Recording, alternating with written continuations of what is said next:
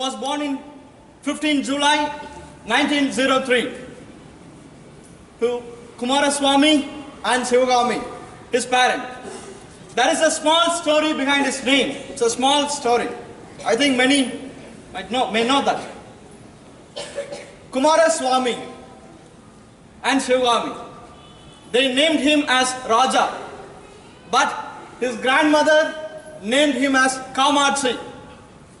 Kamarji and Raja. Kamarji, Kama, Raja, Raja, Kamarajar. This is what a small story.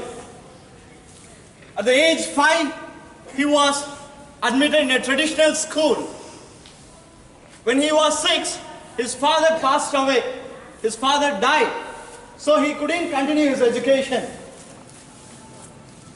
Later, he worked in his uncle's shop.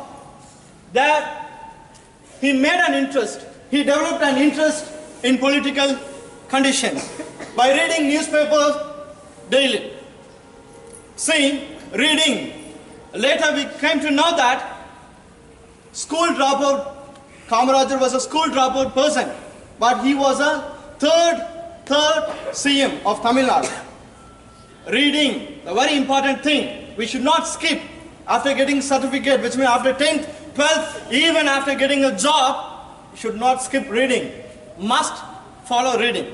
So here he stands as an example for us. Next, his parents were not, which means mother and his family members, they were not happy about his activities because he is always involving in political things. So they decided to arrange a marriage, but he said no, because his aim was to fight for national freedom and to bring an end to the foreign rule. That's what his aim. So he sacrificed his whole life. When he became the CM, he had done many things for education. Before that, I would like to say that 6 times he was imprisoned by the British. 6 times, which means 9 years. It takes around 3,000 days he spent in jail. When he became CM, the Chief Minister of Tamil Nadu, before him there was Rajaji, the previous CM. Here the chronological order, often students used to ask me, sir, what is the order? How we have to say? Here we can say that the chronological order of CM. Here he was the 3rd CM of Tamil Nadu. When he became CM, the previous government has closed many schools. The first thing, he just ordered to reopen all the schools. In addition to that, he ordered for 1,000 more schools. But somehow they managed, because they need fund. Those days that was not easy, making 10,000 schools, which means already there were 6, around 10. They have to spend a huge sum, but they managed, they did.